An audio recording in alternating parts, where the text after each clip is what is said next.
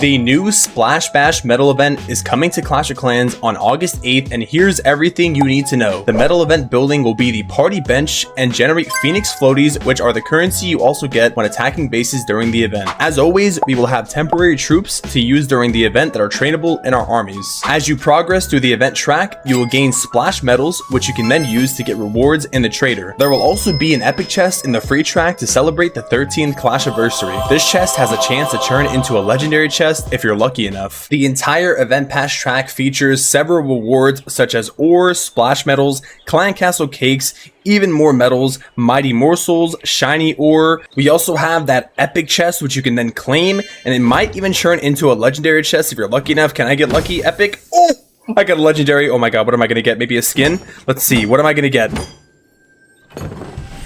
A hammer of fighting. Yo, not bad. If you guys get a legendary chest from the epic chest, let me know in the comments down below. That is kind of crazy to get a free legendary chest, I'm not gonna lie. And of course, the last reward is going to be the party bench, which you can then claim and put on your base just like any other decoration. To get a better view of all the rewards you can get, let's look at the reward list. As you can see, you get 3,100 medals as a free-to-play player, as well as 5,000 shiny ore and 400 glowy ore. You also get the 3 clan castle cakes and the 4 mighty morsels along with the event building. However, you do get an extra 650 medals if you complete the bonus track at the end of the event, which brings your total as a free-to-play player to 3,650 medals. However, if you decide to buy the event pass, you get an extra 5,500 medals, which will bring your grand total up to 9,150 medals. As far as the event deals go, there are several rewards including decorations and a new epic equipment called the Heroic Torch for the Grand Warden. The Grand Warden epic equipment allows troops to jump over walls for a certain amount of time. As you can see, the active ability is give nearby troops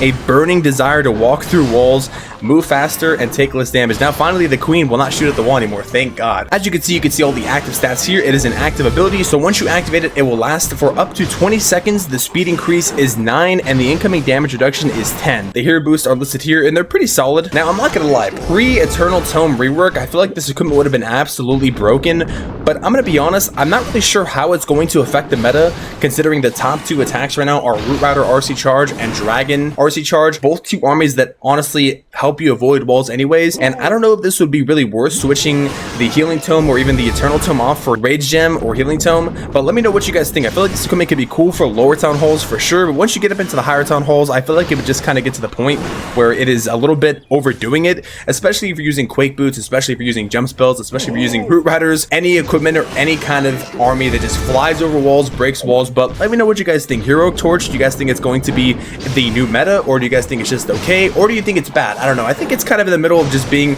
okay for lower town halls, probably good for lower town halls, but in terms of higher town halls, maybe not, but I guess we'll see. We also have several decorations. First off, it's going to be the Clashy Carving, the Frozen Wizard, and the Soda Stand. Now, as a free-to-play player, you can decide to choose between the Heroic Torch or the Clashy Carving, as well as other rewards as well, because you do get 3,650 medals. Now, sadly, if you do buy either the Heroic Torch or the Clashy Carving, you will not be able to get any decorations. The Frozen Wizard and the Soda Stand are also 2 decorations that you can obtain in the medal event. They both look very solid, but I really like that Clashy Carving, so I'm definitely going to be buying the event pass and getting everything. By the way, if you guys decide to buy the event pass this month, don't forget to support your favorite creator. If you want to support me, my code is code Termy, and it is very much appreciated. As far as the rest of the rewards, we have the standard Starry Ore, Glowy Ore, and Shiny Ore. I think the Starry Ore is probably going to be a very good pickup. It's 320, 280, and 325 for these respective medal amounts. We have some Builder Potions, some Book of Heroes, a Book of Building, Book of Fighting, a Rune of Elixir, Rune of Gold, Shovel Obstacles, Wall Rings, Power Potions, Research Potions, Pet Potions, Resource Potions, Clock Tower Potions, and then we also have some Clan Capital decorations this time around. We have a new Clan House Roof, a Clan House decoration, Clan House Walls, a Clan House Ground, all in the theme of Clasherama, so I guess those could be cool if you guys do like Clan Capital houses. And the last rewards will be Elixir, Gold, and Dark Elixir for you to spend your extra medals on. As far as the event troops go, this time it's slightly different. To avoid overpowered troops messing up the Clan League balance, the first round of event troops will come on August 11th. It consists of the Battle Ram, the Barbarian Kicker, the Mecha, the Ice Wizard, and the Broom Witch. The Battle Ram hasn't been in the game for a very long time, but it is exactly the same as the Battle Ram in the Clan Capital, or if you play Clash Royale,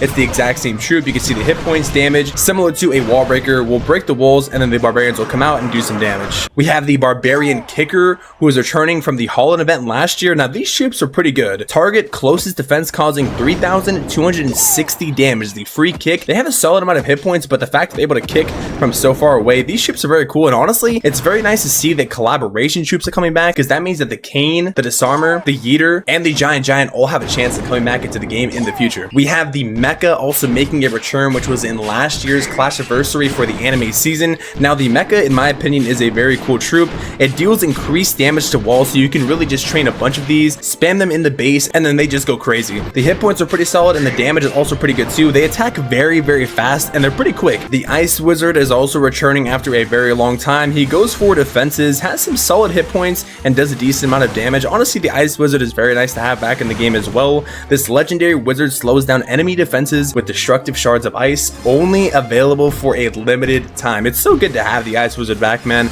I missed him. And last but not least, we have the Broom Witch. The Broom Witch also returning from last year's anime season.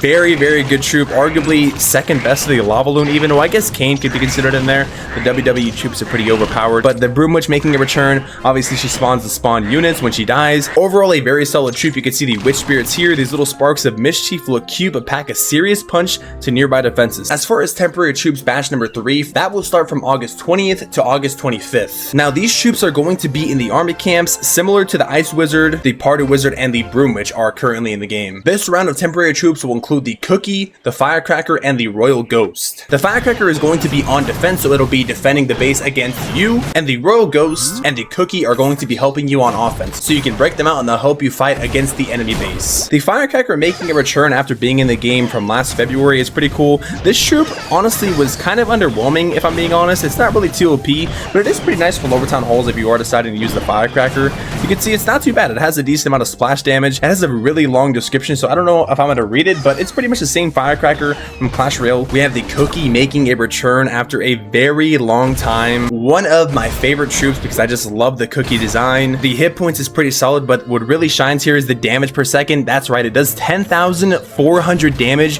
which basically allows it to one-shot any building in the game, including the town hall. One-shots the Dark Elixir storage. He's absolutely insane. Oh, and did I also mention he does splash damage too? And then we have the Royal Ghost. Now, the Royal Ghost making a return. It's usually a Halloween troop. Has not been in the game for a while. The ability is ghostly. It's ignored by defenses and walls for 10 seconds after being deployed. This troop is pretty solid. It really shines because it can go invisible and also go through walls. Makes it very good for pushing lower accounts as well. And last but not least, we have the temporary troops batch number 4, which will last from August 26th to August 31st. This batch of troops is going to consist of the Ram Rider, the Giant Thrower, the Deck Collector, the Party Wizard, and as well as the Firecracker, which will now be helping you against the enemy team instead of defending against you. I must say it is very nice to see the Ram Rider return to the game. It is primarily a Christmas troop or a Christmas temporary troop. That's why it is also a Cookie, similar to the Cookie. Does a decent amount of damage, has decent amount of hit points, and you can see here, it just basically ram rides through the walls, hence the name Ram Rider. It breaks the walls instantly and also has a ranged attack. The Giant Thrower also making a reappearance. This was also from the Holland collab last year, and honestly, like I said, I'm surprised to see some collaboration troops come back to the game, man. It's very nice to see. It has very good hit points, and you can see when it throws, the ball bounces twice, similar to a bowler. So the ability is throw in. Bounces twice, destroys walls, and causes 1,800 damage each time it lands. Of course, we have the Deck Collector making a reappearance. His special ability is going and looting double the amount of loot, and honestly, I think he's going to be pretty good because he'll be paired up with very OP troops this time around. We also have the Party Wizard making a reappearance after so long, and man, it's so good to see the Party Wizard, a more faster version of the Wizard. I think he has slightly less hit points, but I think he does more damage as well. And then of course we have the Firecracker once again. A lot of people keep asking me, why is the Dark Elixir storage orange? And for that, I'll have to tell you in a future video. Anyways, that's pretty much everything you need to know as far as the Splash Bash Metal event goes. Let me know what you guys think about the event, as well as all of the event troops. And don't forget to like, comment, and subscribe if you're new to the channel. That's pretty much it. I'll see you guys in the next video or stream. Until then, I'm out. Peace.